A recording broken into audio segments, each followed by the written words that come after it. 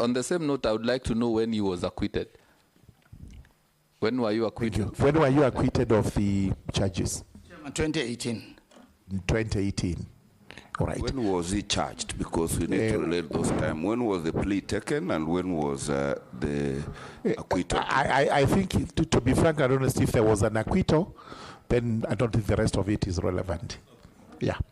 If there was an acquittal, all those are it's nullification of what had taken place. So without delving into that, he confirms he's not been convicted of any criminal offense in the past. Have you been cited as having breached Chapter 6 of the Constitution on integrity and ethics at any one time? No. He answers no. Conflict of interest.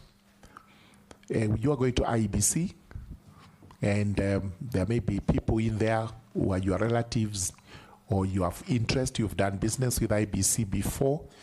Do you have any conflict of interest with IEBC? None. No relatives, no business with IEBC. What would happen if a conflict arises in future? Of course, I will declare, but I will not have anything to do with IEBC and its matters. You will declare the conflict because that's what you're required to do. Declare the conflict. All right. Do you do any pro bono works? Pro bono means free to help the community in various ways. And where do you do that? Mr. Chairman, we are involved in too many community activities of charity. Orphanages, helping the sick. We do that. It's all over. In Nairobi, in Bak. Where do you do that? In which parts of the Republic? In Mandera County. Mandera County. All right. Is it we or you? It is you, and maybe you could do with many other people. But you say I do with other people so that we know whom we are vetting.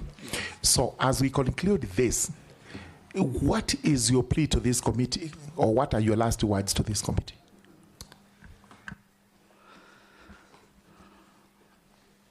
Mr. Chairman, my last word to the committee is to thank them sincerely for bravely putting questions that to me.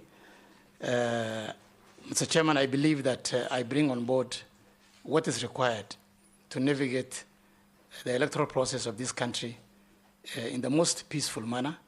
Having served and worked through whatever we have gone through the elections of this country, I think I can be able to provide the required support.